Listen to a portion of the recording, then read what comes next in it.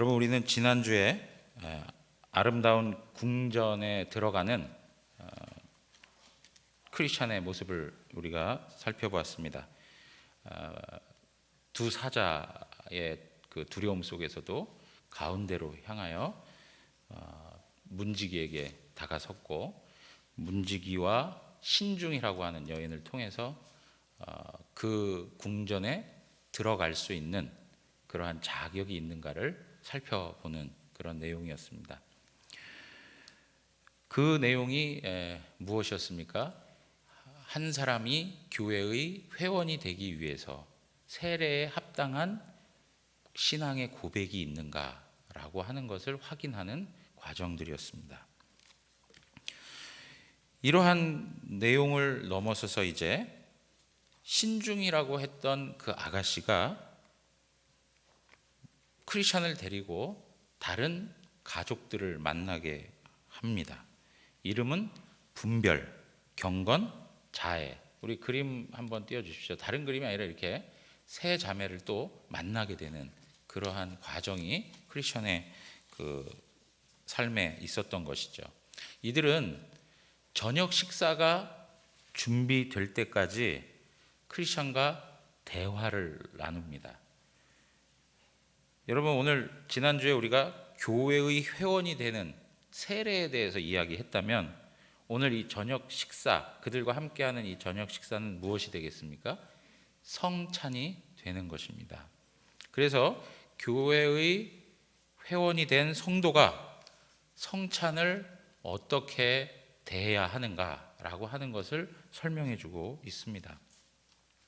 우리가 이러한 내용들을 철로 역정을 통해 살피기 이전에 하이델베르그 요리문답에서 성찬에 대한 내용들을 어떻게 소개하고 있는가 전체 다 확인할 수는 없지만 몇 문장을 가지고 그 몇 문답을 가지고 한번 살펴보겠습니다. 하이델베르그 요리문답 79문에 가서 보시면, 그렇다면 왜 그리스도는 떡을 그의 몸이라 하시고 잔을 그의 피 곧 그의 피 혹은 그의 피로 세운 새 언약이라고 말씀하십니까? 또한 바울 사도도 왜 그리스도의 몸과 피에 참여하는 것에 대해서 말합니까? 이렇게 질문을 던지고 있습니다. 그것에 대해서 하이델베르그 요리문답에서는 이렇게 얘기합니다. 그리스도께서 그렇게 말씀하신 데에는 중요한 이유가 있습니다. 마치 떡과 포도주가 육신의 생명을 유지시키듯이, 떡과 포도주, 우리의 양식이 우리의 육신을 유지시키는 것처럼 십자가에 달리신 그의 몸과 흘리신 피가 우리 영혼을 영생으로 이끄는 참된 양식과 음료라는 사실을 가르치는 것입니다. 그러니까 그리스도의 몸과 그 피가 우리의 영적인 양식이요 음료가 된다라고 하는 것을 말씀하고 있는 것이죠. 영생을 얻기 위한 음식이요 양식, 음료라 이렇게 얘기하고 있는 것입니다. 더 나아가서 그리스도께서는 눈으로 볼 수 있는 이러한 표와 보증으로서, 그러니까 이 떡과 포도주는 무엇을 이야기하는 것입니까? 하나의 표요 보증이 된다, 이렇게 말씀하고 있는 것이죠. 우리에게 다음을 확신시키려 한다라고 하는 거예요.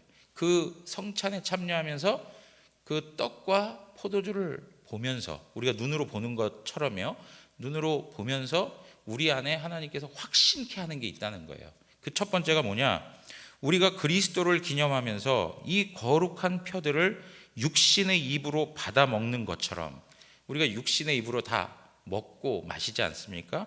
받아 먹는 것처럼 실제로 성령의 역사에 의해서 우리가 참된 몸과 피에 참여하는 것입니다. 성령 하나님의 역사하심을 통해서 실제로 그리스도의 몸과 피에 어떻게 된다고요? 참여하고 있다라고 이야기하는 거예요. 이것은 오늘 사실 이 내용을 다 이렇게 다루기가 어렵습니다. 간단히 말씀드리면, 우리가 대하는 이 떡과 포도주가 단지 떡과 포도주로서가 아니라 그리스도께서 영적으로 임재해 있는 그리스도의 실질적인 몸과 피가 된다는 거예요. 영적으로 말이죠. 영적으로. 실질적으로가 아니고, 영적이지만 그것은 실제인 거예요. 이게 아주 중요한 차이가 있는 겁니다. 그래서 로마 캐톨릭에서 얘기하는 것처럼 어떤 우리가 이야기하는 이 물질로 변화됐다라고 하는 것이 아니고 영적으로 임재해 계시면서 몸과 피에 우리가 참여할 수 있도록 하셨다라고 하는 것인데, 그것은 실제적인 거라는 거예요. 실제적인 거. 그러면서 두 번째 뭐라고 얘기하느냐, 그리스도의 모든 고난과 순종이 확실하게 우리의 것이 되어 마치 우리 자신이 직접 모든 고난을 당하고 우리의 죄값을 하나님께 치른 것과 같습니다 라고 얘기해요. 예수 그리스도께서 우리를 대신하여 고난당하시고 그리고 전적으로 하나님 앞에 순종한 모든 것이 우리가 그리스도와 연합되어짐으로 말미암아 그것이 내가 당한 고난이 되고 내가 순종한 것으로 인정해 주신다는 것이죠. 이것이 바로 이 떡과 포도주를 대하면서 하나님께서 우리에게 확신시켜주는 가르침이라는 것입니다. 그것을 대할 때마다 우리는 이러한 신앙적인 내용들을, 이러한 그 하나님의 말씀, 구원의 은혜들을 우리가 확실히 누릴 수 있는 것이고 확신할 수 있는 것이죠. 자, 그러면서 뭐라고 얘기하느냐, 오늘 이제 사실 이 내용에 대해서 오늘 철로역정에서 다룰 얘기인데 81문에 이렇게 표현합니다. 누가 주의 상에 참여할 수 있습니까? 라고 얘기합니다. 누가 주의 상에 참여할 수 있습니까? 우리 답을 한번 같이 읽어보겠습니다. 자기의 죄 때문에 자신에 대해 참으로 슬퍼하는 사람, 그러나 그리스도의 고난과 죽음에 의해 자기의 죄가 사하여지고 남아있는 연약성도 가려졌음을 믿는 사람, 또한 자신의 믿음이 더욱 강하여지고 돌이킨 삶을 살기를 간절히 소원하는 사람이 참여할 것입니다. 거기까지요. 여러분, 어떤 사람이 주의 상에 참여해야 된다고요? 주님의 식탁에 참여할 수 있는 사람들은 어떤 사람이냐? 첫째, 자기 죄를 자각하고 그것을 슬퍼하는 사람, 자기의 죄를 깨닫고 그 죄 때문에 아파하는 사람, 회개하는 사람을 이야기하는 것이죠. 그리고 두 번째, 어떤 사람이요? 예수 그리스도의 고난과 죽음에 의해서 내가 죄사함을 받았습니다 하는 확신이 있는 사람, 그러면서 동시에 그 죄사함을 받은 것뿐만 아니라 앞으로 이루어질 자기의 연약성까지도 그리스도의 온전한 고난과 순종하심을 통해서 내 모든 것들이 가리워졌다는 것을 믿는 사람. 그러니까 내가 지나온 과거의 죄를 용서함 받았을 뿐 아니라 앞으로 짓게 될 죄악의 내용까지도 그리스도 안에서 다 사함 받았다는 것을 믿고 확신하는 사람, 그런 사람이 성찬에 참여할 수 있다는 거예요. 세 번째, 어떤 사람입니까? 자신의 믿음이 더욱 강화되고 자신의 믿음이 더욱 부요해지고 돌이킨 삶을 살기를 간절히 소망하는 사람. 그러니까 내가 이제 구원받고 거듭나서 이제 새로운 새 사람이 되어서 이제는 더욱더 하나님의 영광을 위해, 하나님의 거룩함을 위해서 그것을 사모하고 그것을 소망하면서 살아가는 사람, 이런 사람이 성찬에 참여할 수 있다라고 말하는 것입니다. 이러한 내용들이 오늘 철로역정에서 다 다루고 있는 내용들이에요. 철로역정의 이야기 속에 나오는 이야기들이에요. 자, 그러면서 오늘 81문 우리가 아직 읽지 않은 뒤에 있는 이야기를 한번 다 같이 읽어보겠습니다. 81문 답입니다. 자, 뒤에 그러나, 다 같이 읽겠습니다. 그러나 외식하거나 회개하지 않는 사람이 참여하는 것은 자기가 받을 심판을 먹고 마시는 것입니다. 여러분, 외식하고 위선 겉만 신자처럼 행세하는 사람들, 그러나 그 속에는 더러움이 있고 경건하지 않고 회개하지 않는 사람들은 결국에는 하나님의 심판을 먹고 마시는 것이 된다라고 이야기하고 있습니다. 그러니까 우리가 성찬을 우리가 마련하고 그 성찬 예식을 하는데 그것을 그냥 가볍게 받을 만한 문제가 아니고 이러한 구원에 대한 진리가 확실하고 하나님께서 우리에게 주신 구원의 은혜가 무엇인지를 확실히 고백하고 확신하는 사람들이 받아 누릴 수 있는 거예요. 그냥 가볍게 하나의 의식이요 형식으로 받아서는 안 된다는 것을 말하고 있는 거예요. 신앙의 어떤 고백이 없이, 내가 하나님 앞에서의 거듭남과 성화의 과정이 없이 하나님 앞에서 그것을 쉽게 받아들인다는 것 자체가 그 상을 더럽히는 거예요. 그래서 82문에 이렇게 얘기합니다. 자신의 고백과 생활에서 믿지 않음과 경건치 않음을 드러내는 자에게도 이 성찬이 허용됩니까? 라고 이야기합니다. 그럴 때 아닙니다. 그렇게 되면 하나님의 언약이 더럽혀져서 하나님의 진노가 모든 회중에게 내릴 것입니다. 그러므로 그리스도와 그의 사도들의 명령에 따라 그리스도의 교회는 천국 열쇠를 사용하여, 천국 열쇠라는 게 뭡니까? 천국 열쇠를 사용하여 라고 이렇게 표현하는데, 이건 다른 게 아니고 권징입니다. 다스리는 권세를 말하는 것입니다. 천국 열쇠를 사용하여 그러한 자들이 생활을 돌이킬 때까지 성찬에서 제외시킬 의무가 있습니다 라고 얘기해요. 성찬에서 제외시킬 수 있는 의무가 있다. 어디에서 하는 거죠? 교회에 그 천국 열쇠를 사용하여, 그 권징을 사용하여서 그런 일들을 행할 수 있다라고 말하고 있는 것입니다. 여러분, 그래서 성찬에 참여하지 못하도록 하는 게 교회 권징 중에 한 내용입니다. 수찬정지, 성찬에 참여하지 못하도록 하는 그것이 권징의 한 방법이에요.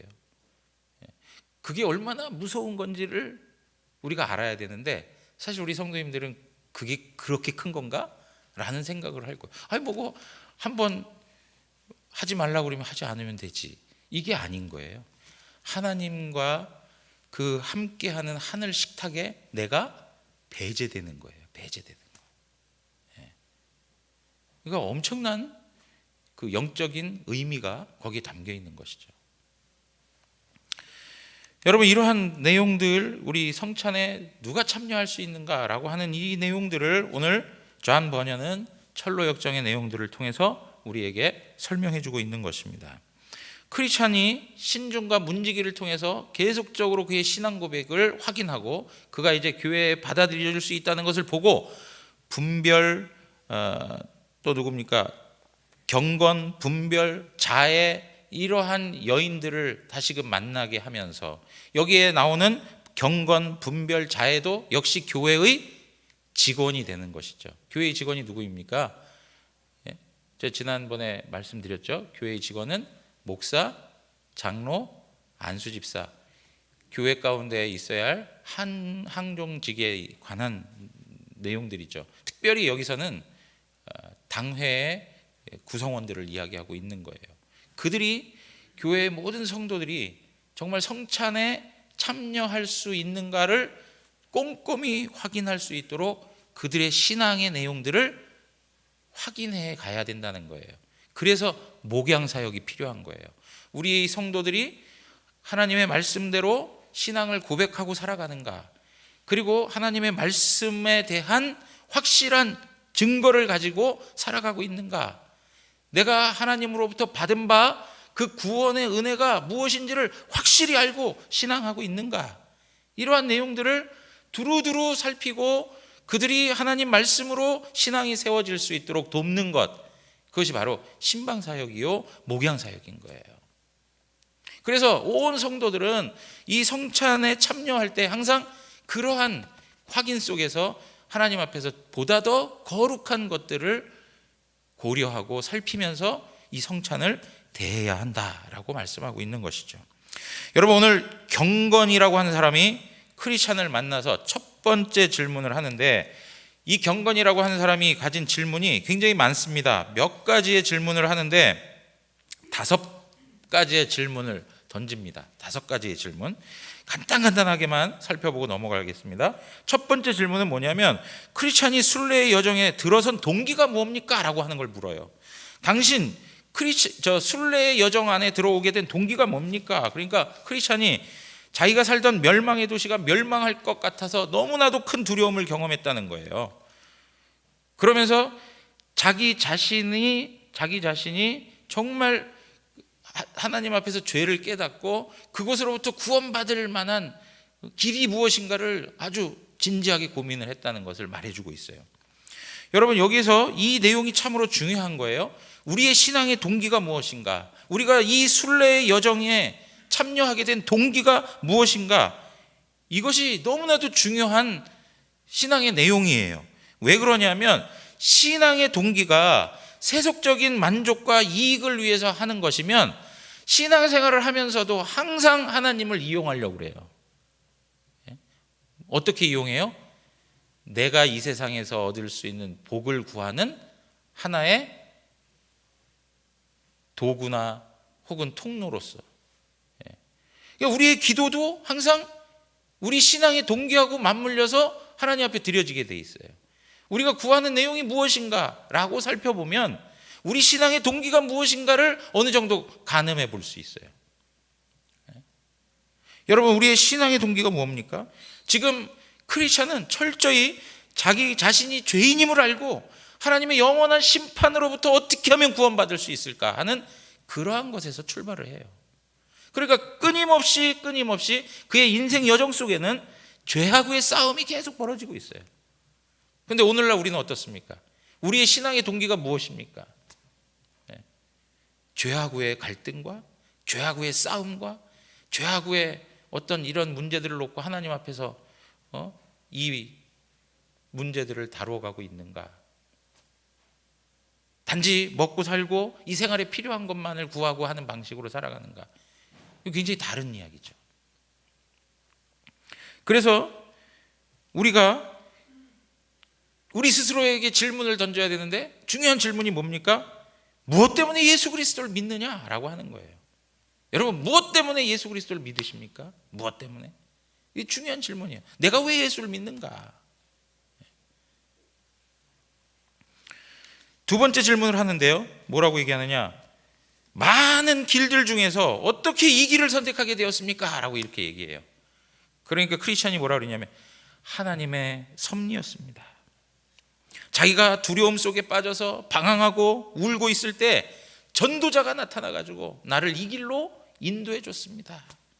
하나님의 섭리였습니다 라고 이야기해요. 여러분, 우리가 신앙의 길을 살아가는 과정 속에서도 크고 작은 일들을 선택해 가지 않습니까? 그럴 때마다 우리가 어떤 경우에는 교만한 마음이 들어요. 그래가지고 내가 잘해가지고 내가 정말 능력이 있어서 내가 정말 하나님 앞에 인정받을 공로가 있어서 내가 이렇게 살아온 것이지, 내가 하나님 앞에 이렇게 헌신했기 때문에 그만큼 하나님이 나의 길을 보살펴 주신 것이지 라고 하는 자기 공로를 내세우는, 자기 교만에 빠져있는 신앙의 고백들을 할 때가 있어요. 사람들 앞에서는 안 그러겠죠. 그러나 내 마음속에서 그게 일어난단 말이에요. 그럴 때 지금 이 크리스찬은 뭐라고 얘기하냐면 하나님의 섭리였습니다 그러면서 자기 자신이 이 순례의 여정 속에 이 길을 들어선 그 처음부터 지금까지 무엇 때문이라고요? 하나님의 은혜입니다 라고 얘기해요. 하나님의 은혜입니다. 그래서 여러분, 우리가 스스로 우리에게 가져야 될 질문이 있다면, 과연 나는 내 순례의 여정, 이 믿음의 생활 속에 모든 것들을 하나님의 은혜에 돌리고 있는가? 이런 것들을 자문해 봐야 될 일이죠. 하나님 은혜로, 정말 말로만이 아니라 진정으로 하나님의 은혜를 고백하며 하나님 앞에 살아가고 있는가? 세 번째 질문은 뭐냐? 해석자의 집에 갔었느냐라고 하는 거예요. 여러분, 해석자의 집에, 해석자는 누구를 상징한다고 했습니까? 해석자는 성령님을 상징한다고 말씀드렸어요. 해석자의 집에서 7가지의 광경을 봅니다. 7가지의 광경. 경건한 목사의 초상화, 먼지 나는 집을 쓰는 장면. 여러분 좀 기억나십니까? 예? 먼지 나는 그 방을 쓰는 것들. 그 다음에 인내와 열정의 어떤 대비된 모습들, 그리고 벽난로에서 막 불타오르는 불 있지 않습니까? 하나는 막 끌려고 하고 하나는 막 기름을 붓고 했던 것들. 그리고 또 어떻습니까? 용감한 순례자, 진을 치고 있고 못 들어가게 하는데 거기를 막 돌격해가지고 그것을 뚫고 들어갔던 그런 용감한 순례자. 그리고 쇠창 속에 갇혀가지고 절망 속에 완전히 그 소망을 잃어버리고 절망하는 한 남자의 모습들. 그리고 또 어떤 일이 있었습니까? 악몽을 꾸고 벌벌 떨고 있었던 한 사람의 모습들. 이게 전부 해석자가 보여줬던 그런 내용들이에요. 여러분, 여기서 우리에게 말씀하시는 내용이 뭡니까? 하나님의 성령이 우리를 인도해가는 것을 확신하느냐라고 하는 거예요. 그런데 하나님의 성령은 우리를 인도하시는데 무엇을 통해서 역사하세요? 하나님 말씀을 통해서 역사하신다는 거예요. 하나님 말씀을 통해서. 그래서 순례자가 살아가는 동안 하나님의 성령께서 미리 그 길들을 보여주시고 인도해 주시고 하나님의 말씀을 통해서 그에게 필요한 것들을 공급해 주신단 말이죠. 그래서 교훈과 책망과 바르게 함과 의로 교육하기에 유익한 그 모든 것들을 성령님께서 우리의 삶의 말씀으로 우리에게 보여주신단 말이에요. 그것에 대한 확실한 신앙의 고백이 있느냐 이거예요. 그것에 대한 확실한 신앙의 고백이 있느냐. 하나님의 말씀이 나의 삶을 다스리고 있는가. 성령께서 말씀을 통해서 내 마음 가운데 빛을 비춰주시고 하나님의 말씀을 깨닫게 해주시고 그 말씀을 통해서 우리가 하나님 앞에서 신앙의 교훈들을 받고 있는가. 이런 것들을 확인하는 거예요. 다섯 번째 질문을 합니다. 네 번째 질문이죠. 네 번째 질문을 하는데 뭐라고 얘기하느냐? 그 밖에 오는 길에 무엇을 보았습니까? 라고 이렇게 얘기해요. 그러니까 크리스찬이 뭐라고 얘기하냐면 저는 십자가에서 피 흘리시는 그리스도를 보았습니다 하면서 자기 자신이 체험했던 십자가 체험을 이야기합니다. 십자가 체험. 여러분 십자가 체험 기억나시죠? 십자가를 바라보는 순간 그가 가지고 있던 모든 죄의 무거운 짐이 다 풀어지고 자유케 되었던. 그러면서 그때에 천사들이 나타나가지고 죄 사함을 받았다고 선언해주고 그리고 그의 의복을 바꿔주고 그에게 이마에 표를 찍어주고 그 다음 그에게 뭘 줍니까? 두루마리 성경을 줍니다. 확실하게 그가 하나님의 공의와 하나님의 사랑을 그 십자가에서 경험하게 되죠. 죄에 대해서 응징하시는 하나님의 심판을 보고 그리고 예수 그리스도께서 그 모든 것을 담당하심으로 내가 구원받고 죄사함받고 구원받고 죄의 모든 짐이 풀려지는 놀라운 체험을 했다는 것을 말해주고 있는 것이죠. 사랑하는 성도 여러분, 성찬에 참여하는 성도들에게 있어서 가장 중요한 체험이 있다면 바로 십자가 체험입니다. 예수 그리스도를 만나지 않으면 우리는 아무런 의미가 없어요. 예수 그리스도의 십자가의 복음이 무엇인지를 알지 못하면 우리는 지금까지 얘기했던 죄의 문제, 또 구원의 문제, 하늘로부터 오는 신령한 하나님의 복들 다 그런 게 의미가 없는 거예요. 우리 대구영안교회 모든 성도님들이 신앙의 내용 가운데 그냥 종교적이고 문화적으로 하나님을 섬겨가는 게 아니라 예수 그리스도의 십자가를 분명하게 체험한 신앙으로 하나님 앞에 서기를 원합니다. 예수 그리스도의 십자가를 체험해야 돼요.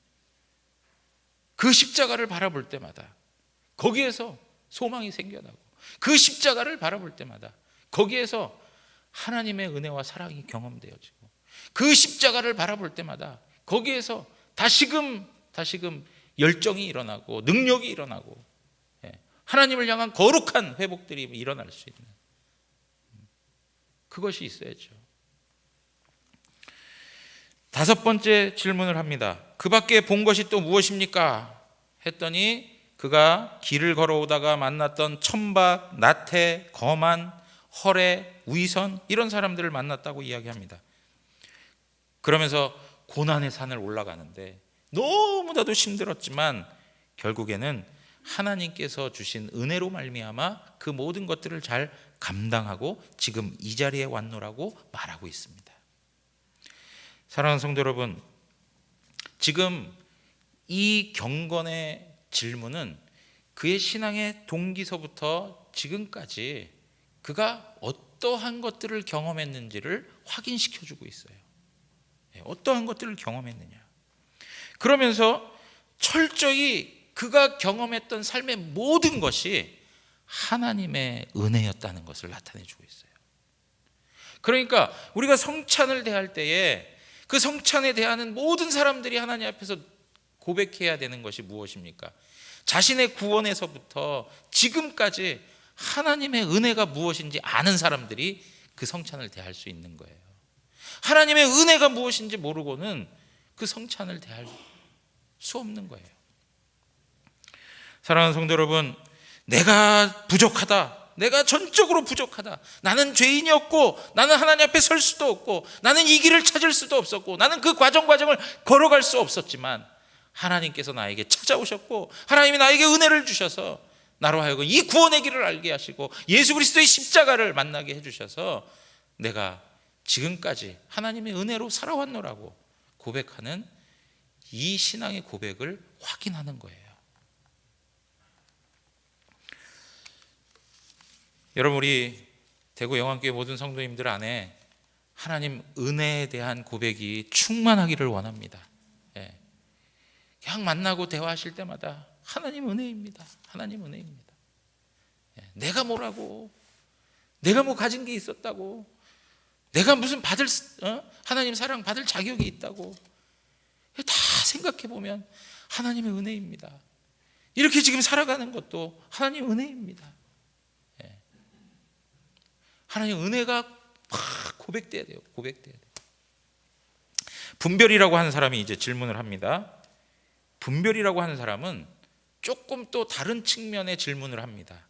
어떤 측면이냐면 내면에 대한 질문을 던지고 있는 거예요. 내면.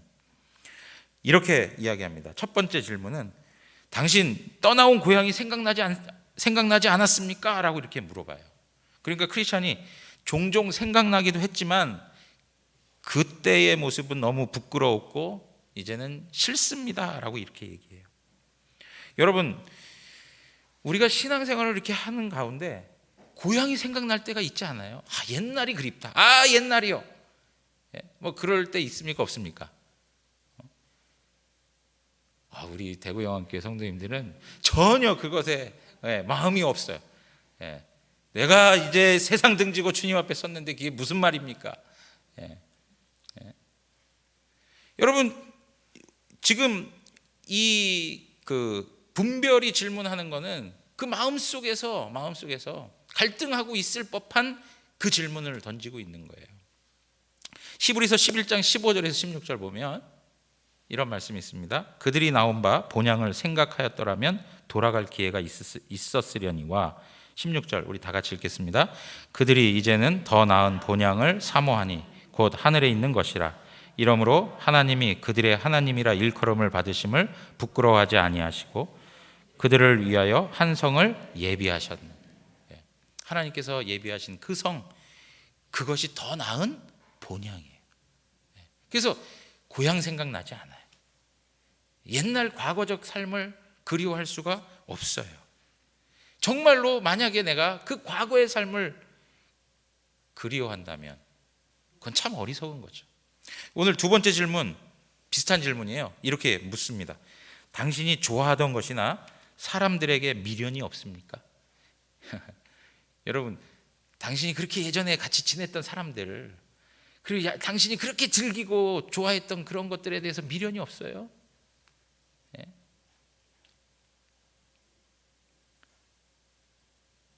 여러분, 개인적으로 그 극적인 회심을 하신 분들 있잖아요. 이전의 삶하고 지금의 삶이 완전히 대비되는 분들. 이전의 삶을 보면 친구들도 다 술 친구들, 다 놀고 먹고 마시고 막 하는 친구들. 근데 예수를 믿고 나니까 점점 사람들이 다 떨어져 나가고, 그죠? 새로운 사람들이 이렇게 생겨났는데, 그때 그 친구들이 그립지 않습니까? 그때 함께 놀던 일들이 그립지 않나요? 지금 이 분별은 크리스천의 그 마음을 다뤄보고 있는 것입니다. 여러분, 사도 바울이 뭐라고 얘기했습니까? 자기가 가지고 있는 모든 것들이 다 뭐와 같다고요? 배설물과 같다라고. 배설물과 같다. 이제는 쓰레기가 돼버렸어요. 이제는 똥이 돼버렸어요. 이전에는 좋았는지 몰라요. 그것 때문에 위로를 얻고, 그것 때문에 기뻐하고, 그것 때문에 살만하다라고 얘기했을지 몰라요. 근데 이제는 그런 것이 다 관계가 없는 것이죠. 오늘 크리스천이 이렇게 얘기해요. 다소 미련이 있기도 하지만, 정직한 고백을 하고 있어요. 다소 미련이 있기도 하지만 이 모든 것은 자신에게 고통이고 슬픔이었습니다.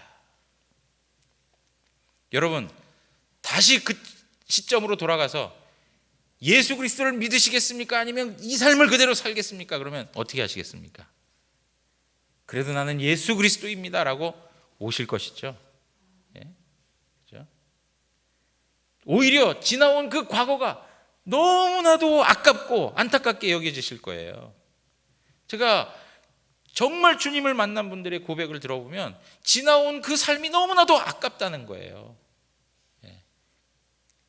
그래서 제가 모시고 있던 목사님 중에 한 분도 뒤늦게 신학을 하다 보니까 저한테 그런 얘기를 하세요. 나는 나중에 이런 일은 없지만 하나님께서 정말 기회를 주셔서 다시 태어난다면, 그 열망이죠. 태어난다면 나는 처음서부터 하나님 앞에 헌신하고 내가 젊은 나이 때부터 하나님 앞에 드리고 싶습니다. 지나온 그 시간들이 너무나도 아깝고 너무나도 그냥 안타깝습니다. 그런 얘기를 하세요. 왜 그렇습니까? 복음의 맛을 알기 때문에 그렇죠.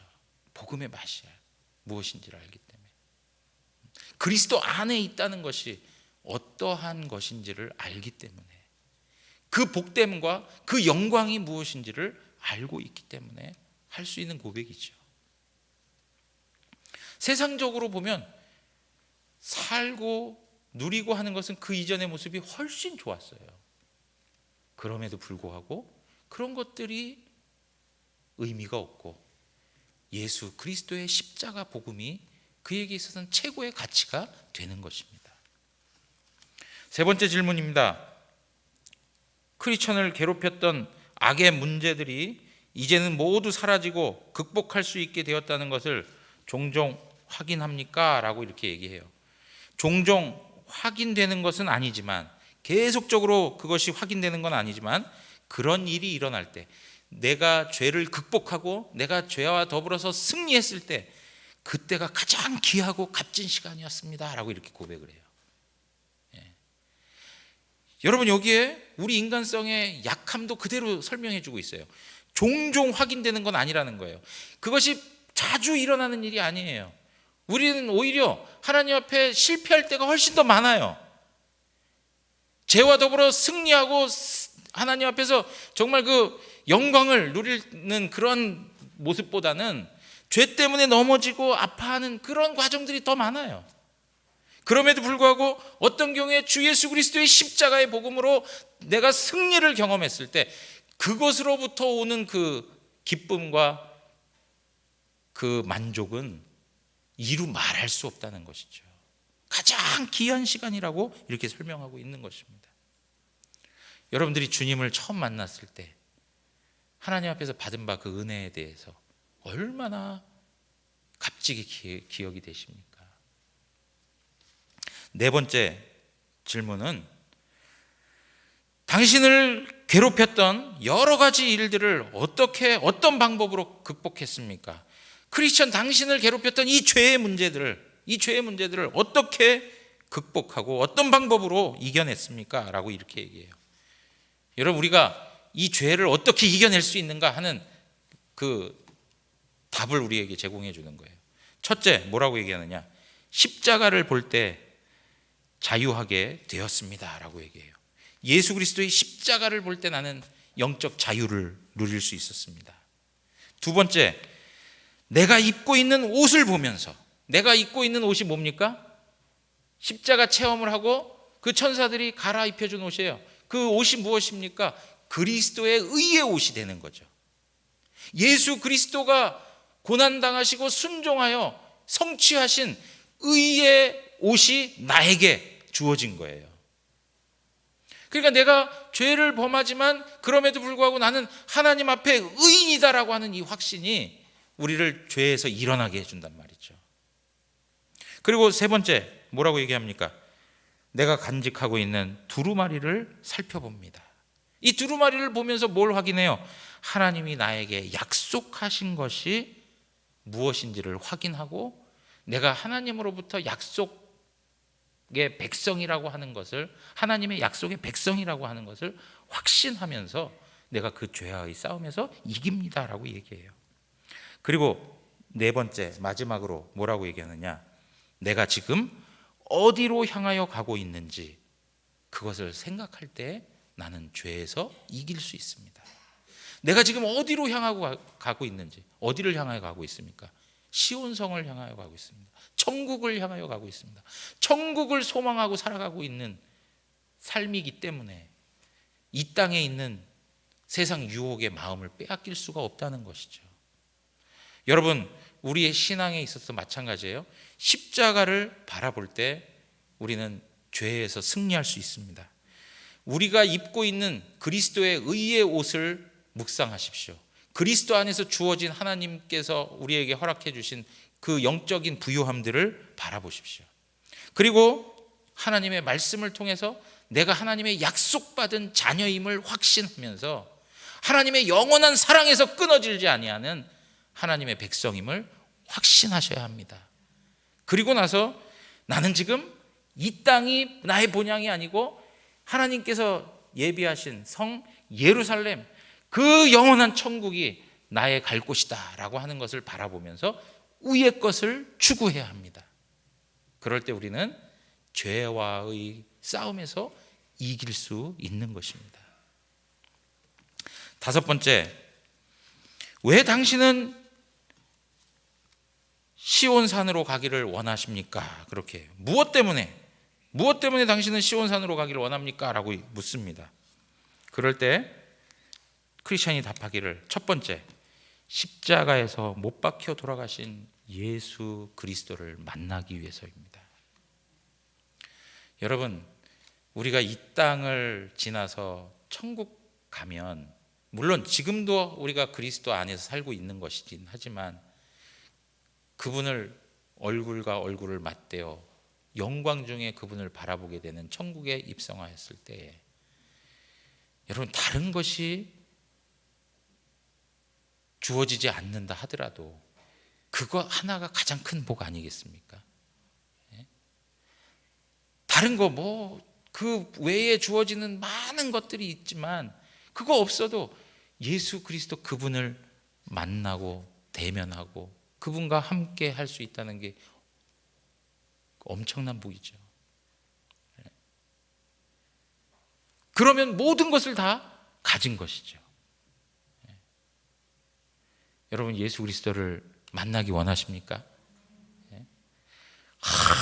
빨리 그냥 달려가서 주님 만나고 싶은데, 하나님 죽여주시옵소서.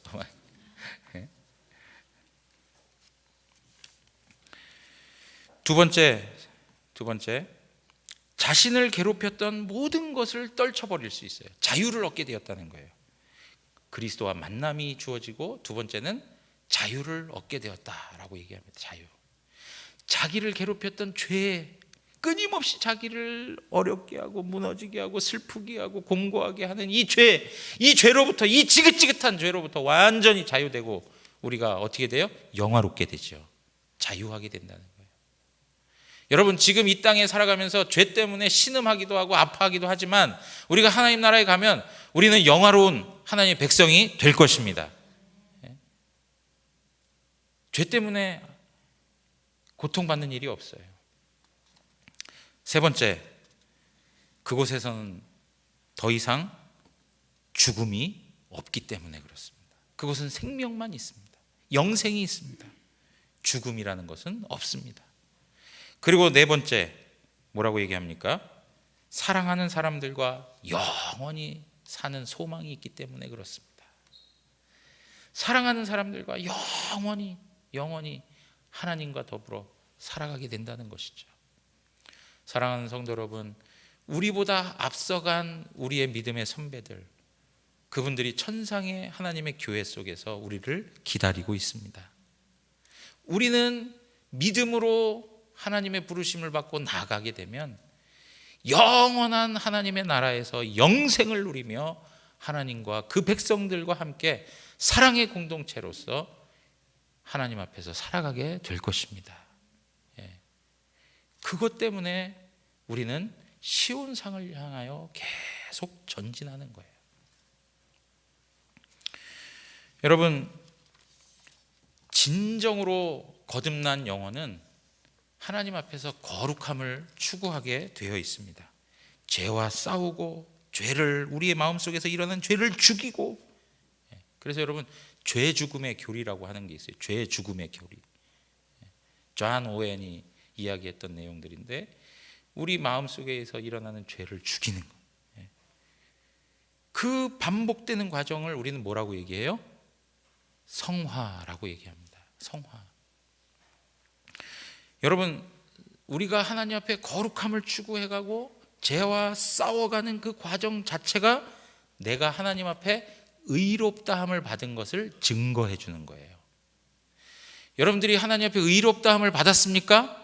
그렇다면 마땅히 성화의 삶을 살아가게 되어 있다는 거예요. 내가 거룩을 추구하고 거룩을 사모하고 거룩을 향한 열정을 다해서 죄와 싸우고 죄를 죽이고 하는 그러한 삶을 살아가는 것 자체가 나는 하나님 앞에 거듭난 사람이라는 것을 증명해 주고 있는 거예요. 여러분들이 진정으로 거듭났다면 하나님 앞에서 거룩하게 세워져 가야 할 줄 믿습니다. 여러분, 이러한 방식에서 이 분별이 질문한 모든 내용은 위선자가 주님의 성찬을 대하지 못하도록 만드는 거예요. 겉으로 다 좋아 보이는 종교인이 있을 수 있지 않아요? 그렇죠? 멀쩡하게 하나님의 식탁에 참여할 수 있는 사람들이 있잖아요. 그리고 그 내면을 몰라요. 지금 이 분별이 질문한 내용들은 바로 위선자들을 걸러내는 그런 질문들인 거예요. 겉모양은 번드러하지만 그 속모양에는 여전히 더럽고 추악하고 이전 것을 추구하고 죄와 더불어서 결탁한 그런 삶을 살아가는, 과거로 돌아가고 싶어하는 그러한 심령들, 그 과거가 얼마나 지긋지긋한데 그것도 깨닫지 못하고 여전히 아직도 과거로 돌아가고 싶어하는 그 애굽 사람들과 같이, 이스라엘 백성들과 같이 애굽에서 나와가지고 애굽 광야의 과정들을 거치면서 너무나도 힘들고 어려우니까 우리를 왜 끄집어내가지고 이 고생을 시킵니까? 애굽에 있었더라면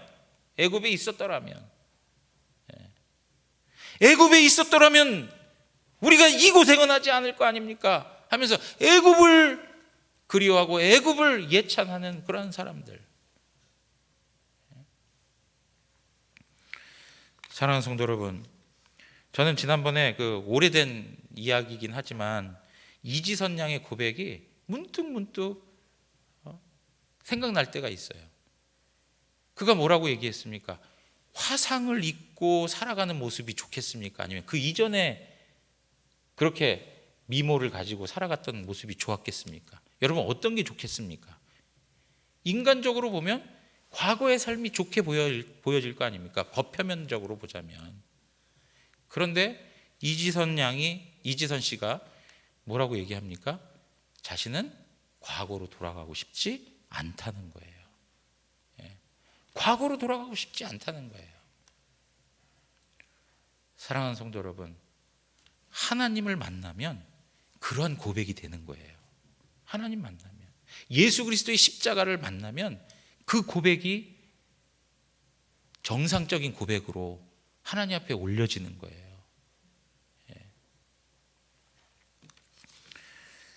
여러분, 세 번째, 자해의 질문, 이 자해도요 굉장히 집요하게 묻는데, 이 자해는 뭐하고 관계돼서 얘기하는 거냐? 간단히 먼저 말씀드리면, 당신이 진정으로 거듭난 하나님의 자녀라면 복음에 영향력을 끼치며 살았습니까? 라는 질문을 하는 거예요.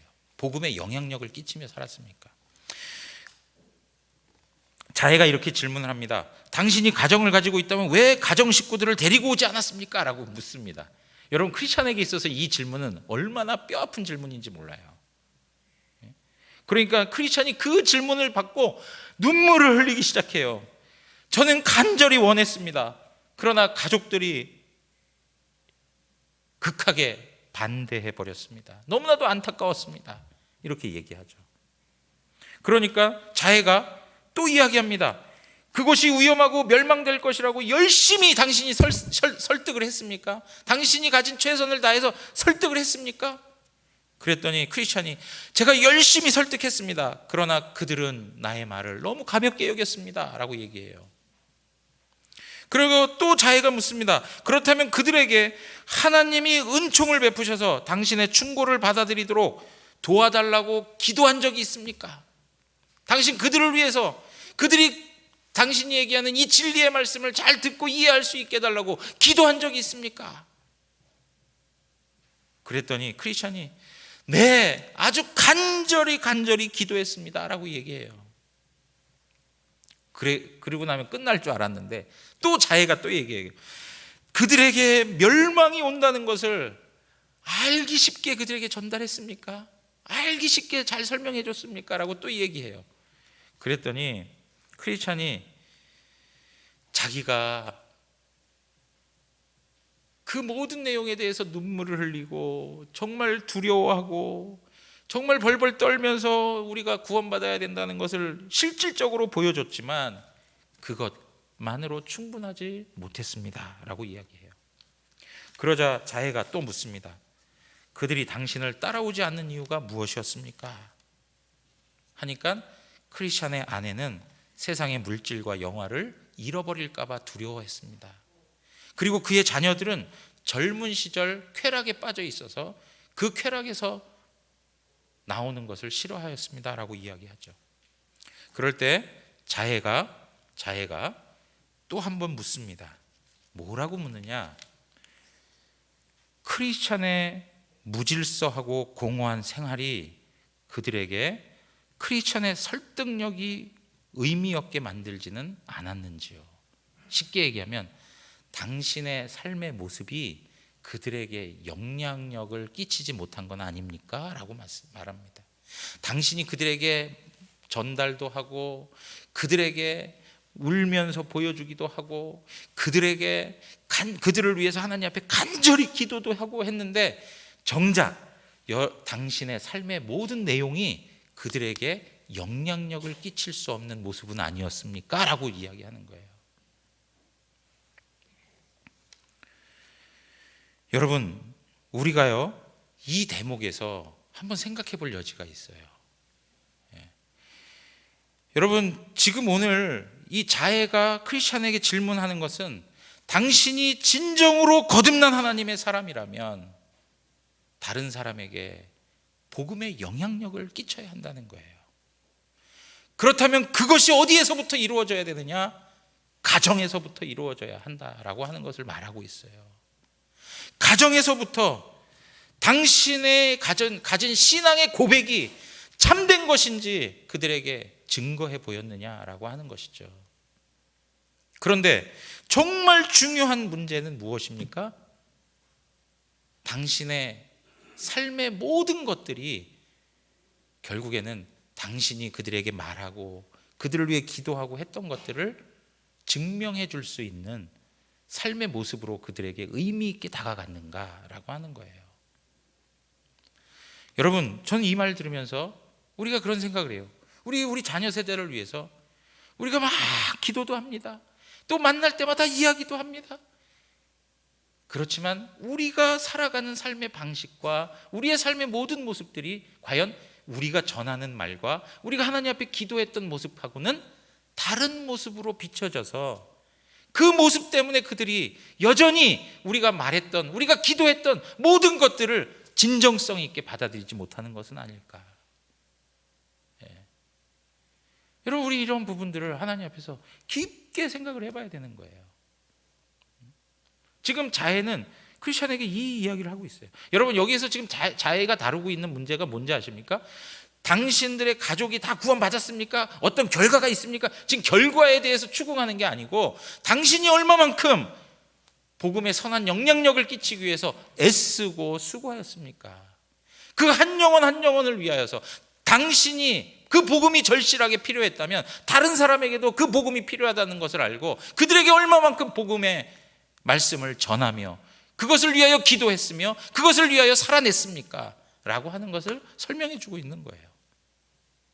사랑하는 성도 여러분, 오늘 우리의 모습 가운데 하나님 앞에서 얼마나 많은 신앙 고백들을 하며 또 얼마나 많은 기도의 행위들을 하고 있습니까?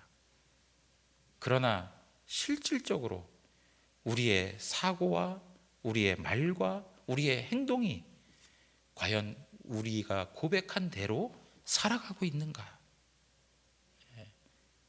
우리 자녀들에게 복음을 전하기 위해서 끝까지 몸부림치면서 최선을 다하고 있는가?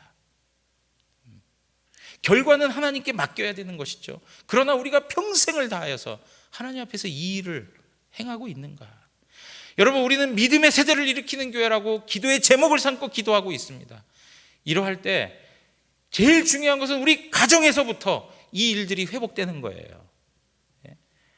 하나님으로부터 떠나버린, 신앙의 길에서 벗어나버린 우리의 자녀들을 위하여서 다시 한번 하나님 앞에 은혜를 구하고 그들에게 하나님의 복음을 누리는 성도다움을 다시 한번 나타내주고 그들을 하나님의 말씀 앞으로 인도할 수 있도록 끊임없이 하나님 앞에 은혜를 구하고 기도해야 할 것입니다. 그리고 거기에 합당한 삶의 방식이 우리에게 있어야 할 것입니다. 사랑하는 성도 여러분, 오늘 이러한 내용들을 살펴보면서 이러한 성도가 하나님의 식탁, 성찬에 참여할 수 있다라고 얘기하고 있습니다. 그리스도와 연합이 되고 그리스도 안에서 모든 성도들이 기쁨을 나누는 그 식탁에 참여하여서 하나님의 은혜를 다시 한번 기억하고 그 은혜를 다시 한번 확신하는 그러한 교회가 참된 교회라고 말하고 있는 것입니다. 오늘 우리 대구 영안교회가 이 시대에 하나님의 말씀이 바르게 선포되어지고 하나님의 성례가 온전히 시행되어지고 또 건징이 실시되어서 하나님 보시기에 기뻐하시는 교회가 되고 이 세상에서 참된 교회로서의 모습으로 더욱더 세워지는 은혜가 있기를 주님의 이름으로 축원합니다. 우리 다 같이 일어나시겠습니다.